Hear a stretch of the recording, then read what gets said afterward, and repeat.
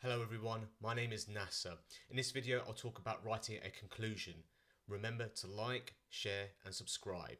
Along with the abstract, the conclusion section is the most read section of your paper. The conclusion is where you wrap things up, it's where you give your final thoughts. It's where you tell your readers the answer to a particular problem. If you're writing a conclusion section for a dissertation, I highly recommend checking out my blog on how to write a quality dissertation. I'll leave a link to that in the description below. You can also check out other blogs that cover writing other sections, including the abstract, introduction, methods, results and discussion. I'll leave a link to those below. Now, I like to use a formula for writing my conclusion section, and I'll go through this formula point by point. So first of all, you start off with the summary of the major points and findings of your work. So you want to give an overview of what you have discovered from your research. Then it's deductions. So what did you draw from your results? Explain that to the readers. Then you can give your own opinion on the matters that you've been discussing throughout your paper. And also talk about the limitations of your work, and then that will swiftly segue you onto the recommendations for future work. You can then wrap things up by giving the impetus for future work.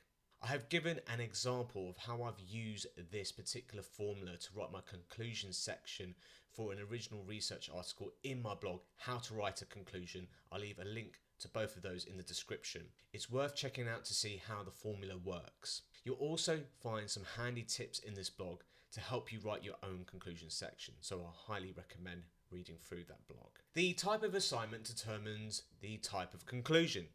So there are some key differences between a conclusion for a basic essay and a conclusion for a dissertation or thesis.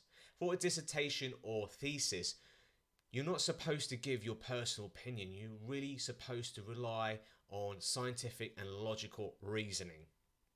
You can include mini conclusions at the end of each chapter for your dissertation or thesis. This is quite common. The chapter conclusion should only cover information included in that section. You can also give an introduction to what will be covered in the subsequent section. Dissertation conclusion should include limitations and recommendations for future work. I'm a big fan of discussing the weaknesses and shortcomings of your research. The scientific community will benefit from that. And then you can go on to recommend future work. So you can advise researchers around the world where to take your research next. What do you think? Do you think I've missed something? Do you need a proofreading, editing, course designing, grant proposal writing or consultancy service? I'd love to hear from you. Remember to like, share and subscribe.